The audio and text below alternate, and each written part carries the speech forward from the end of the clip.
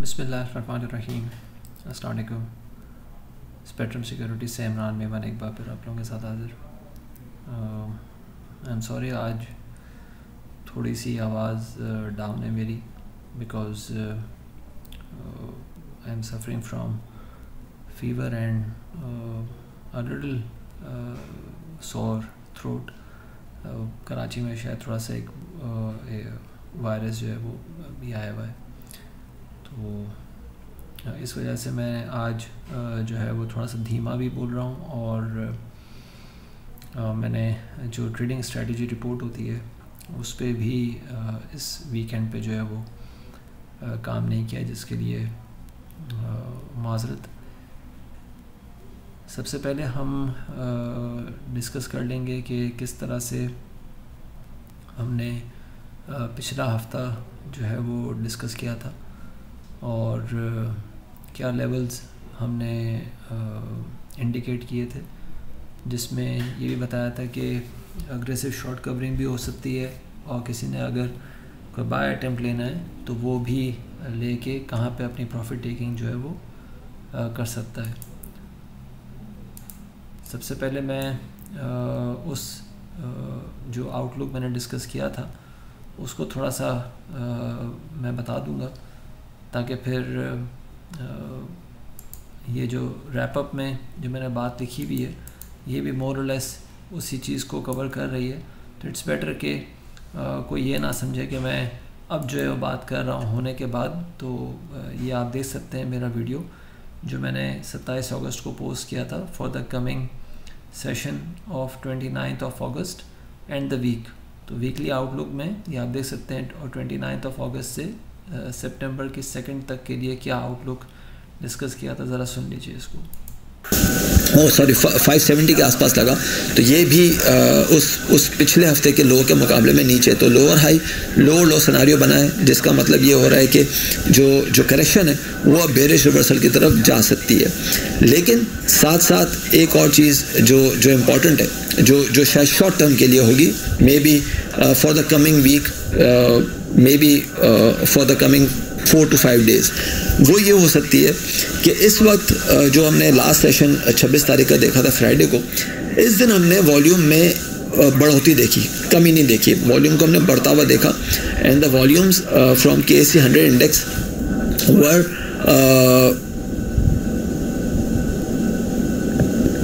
जो वॉल्यूम थे KSE 100 index stock से वो 158 मिलियन थे, यानी कि 6 दिन के हाईएस्ट पे हमें वॉल्यूम नज़र आए थे। एंड दैट हैपेंड स्पेशली जो सेकंड हाफ में हमने वॉल्यूम की एक्टिविटी देखी वो 42,800 के जो लेवल टूटे हुए देखा था, उसके बाद वो एक्टिविटी आते हुए देखी, विच मीन्स के जो लोग पहले सेल कर चुके थे उन्होंने थोड़ी थोड़ी एक्यूमुलेशन स्टार्ट की है।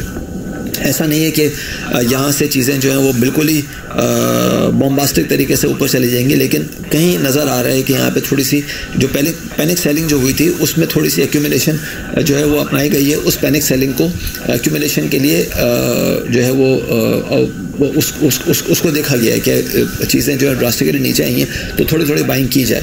प्लस RSI जो मैंने अभी थोड़ी देर पहले RSI की पूरी एक्सप्लेनेशन आप लोगों के साथ बताई थी, वो RSI भी अब ये इस बात को बता रहा है कि मार्केट जो है 42,275 से, या मैंने लिखा हुआ भी है 42,275 से 41,970 के बीच में। अच्छा, ये मैंने वेव पैटर्न पे भी आप लोगों के साथ जो है वो एक्सप्लेन किया था यहाँ पे कि 42,800 टूटता है तो 42,000, ये मैंने 200 या 100 का लेवल बताया ये, या फिर जो वेव सी कंप्लीट होगा वो 41,900 के आसपास होगा। तो यही 42,275 से 41,970 जो है ये वो रेंज है जहाँ पे आप ये देख सकते हैं कि अग्रेसिव शॉर्ट कवरिंग हो सकती है और सेलिंग में जो है पॉज आ सकता है।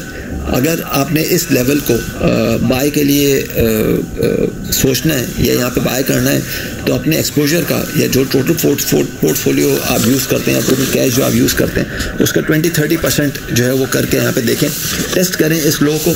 और इस लो को टेस्ट करने के लिए आपका जो स्टॉप होना चाहिए वो 41,700 का होना चाहिए, जो मैंने यहाँ पे लिखा हुआ है, क्योंकि यही लेवल अगर टूटता है तो फिर 41,320 से 41,200 या फिर 40,900 या 40,600 जो यहाँ पे मैंने ये मैंने पूरा बताया हुआ है कि 41,000 42,100 वेव सी है, यहाँ से एक बाउंस हम देख सकते हैं 42,800 या 43,050 का, और फिर वहाँ से दोबारा रिवर्सल एक देख सकते हैं हम 41,700 या फिर 40,600 वाला। तो इस वेव पैटर्न को ही जहन में रखते हुए आप जो है वो एक छोटी सी मूव ले सकते हैं। अगेन जैसे मैंने बताया कि जो आपका पोर्टफोलियो है, जितना आप कैश यूज़ करते हैं उसका 30% से कीजिएगा, और यहाँ पे जो है वो आप एक बाय आइटम ले सकते हैं विद अ स्टॉप एट 41,700, और 41,700 का स्टॉप रखते हुए आप जो टारगेट कर सकते हैं ऊपर वो 42,890 से 43,300 का कर सकते हैं।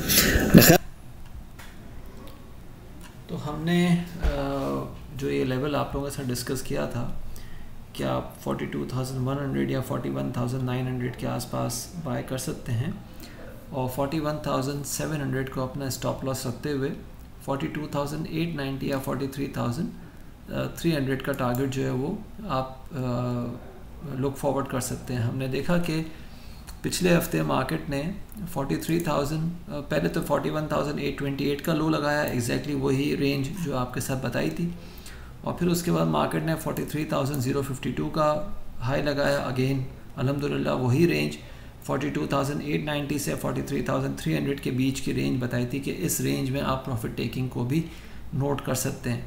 तो ये भी हमने देखा कि ना सिर्फ पहले लो टेस्ट हुआ, फिर उसके बाद हाई भी मार्केट ने उसी रेंज में बनाया, और फिर उसके बाद 42,309 पे जो है वो हमने वीक क्लोज होते हुए देखा 282 पॉइंट्स के एक नेट लॉस के साथ। It was the second consecutive week to witness a lower closing या लॉस वाली closing, and it was the second consecutive week to witness a lower low and lower high scenario. ये क्या होता है ये मैं आपको और मज़ीद एक्सप्लेन कर दूंगा। वैसे तो मैं काफ़ी दफ़ा इस बात को एक्सप्लेन कर चुका हूँ।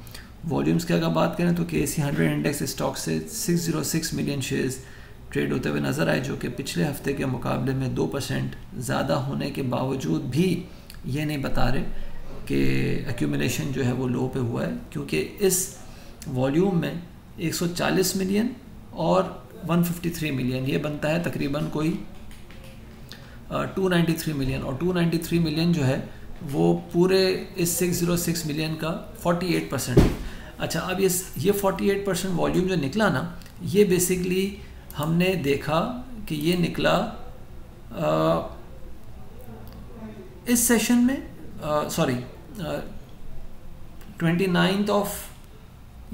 30th ऑफ अगस्त को 140 मिलियन का वॉल्यूम निकला, और इस दिन मार्केट ने एक हाई बनाया 43,050 का, ठीक है जी, और मार्केट ने 309 पॉइंट्स के फॉल के साथ जो है सेशन क्लोज किया। उसके बाद जो वॉल्यूम दोबारा निकला वो कल निकला, यानी कि 1 सितंबर को, और ये था 153 मिलियन का वॉल्यूम, और ये उस वक्त निकला जब मार्केट ने 42,667 का एक हाई बनाया, और वहीं से रिजेक्शन मार्केट को मिला। तो ये 153 मिलियन और 140 मिलियन ये बनता है जनाब 293 मिलियन, जो कि पूरे 606 मिलियन का 48% बनता है। तो यहाँ पे नज़र ये आ रहा है कि हाई साइड पे वॉल्यूम जो है वो ट्रिगर हुआ, और उसके बाद फिर लो साइड पे जो है वो उस तरह से हमें वॉल्यूम नज़र नहीं आया। आप यहाँ देख सकते हैं मार्केट ने लो बनाया, वॉल्यूम नहीं आया, मार्केट ने यहाँ लो बनाया, वॉल्यूम नहीं आया, और मार्केट ने आज यानी कि 2 सितंबर को भी एक लो बनाया और वॉल्यूम नहीं आया। तो डिस्ट्रीब्यूशन ऑन हाइज ही ट्रिगर हुआ है, there was no accumulation at लोज।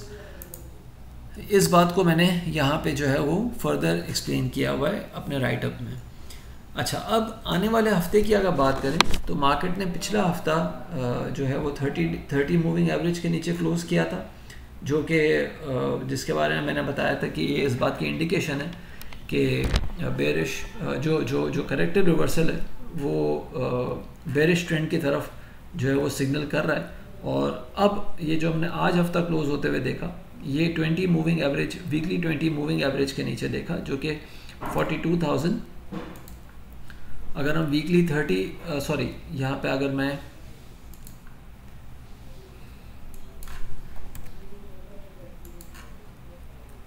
माफ़ कीजिएगा, मैं ज़रा रिपीट कर लूँ इस बात को।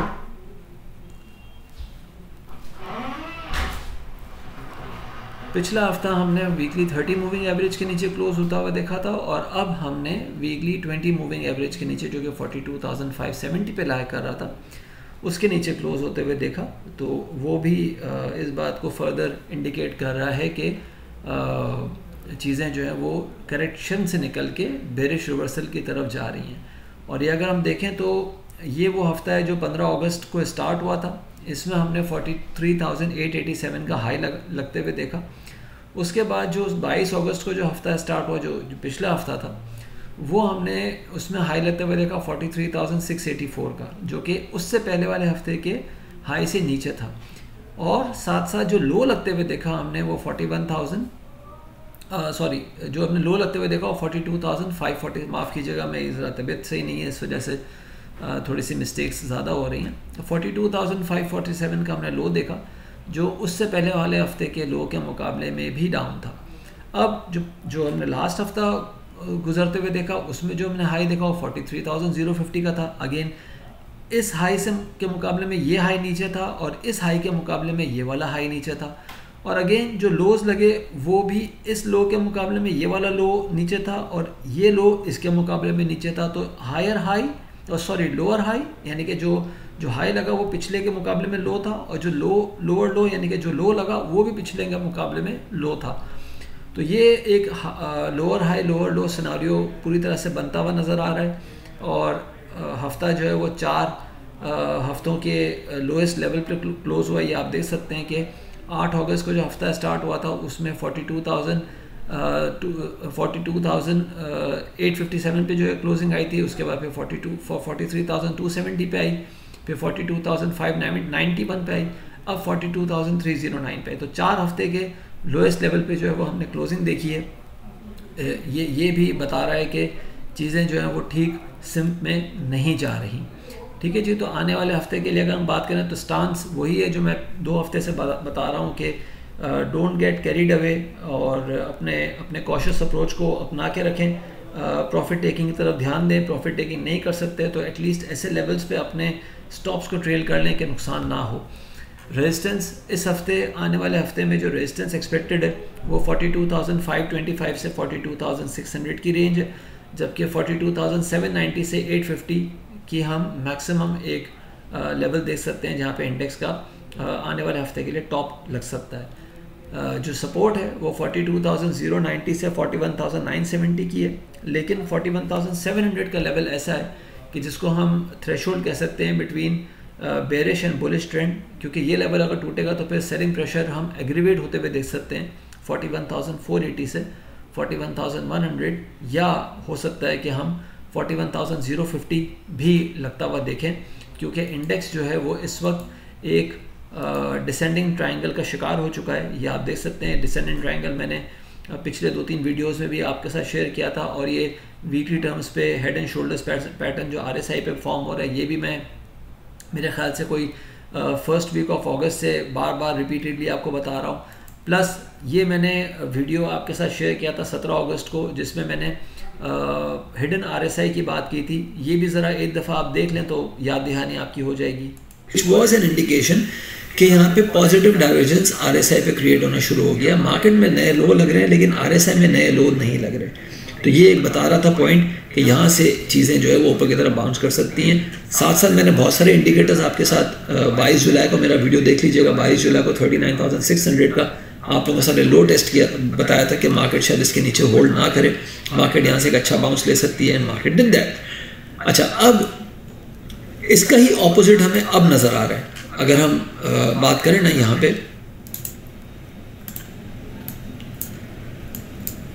तो जनाब मार्केट ने ये 16 अगस्त 2022 यानी कि कल का सेशन था, मार्केट ने 43,000, ये आप देख सकते हैं कि यहाँ पे अगर मैं लेके जाऊँ तो मार्केट के जो इंडिकेटर्स हैं ऊपर नज़र आ रहे हैं लेवल्स, 43,888 का मार्केट ने हाई लगाया, लेकिन इसके साथ साथ जो RSI था वो हमारा 67 पे था। अच्छा, इससे पहले मार्केट ने एक हाई पोस्ट किया था 43,659 का, और मार्केट का RSI 70 पे था।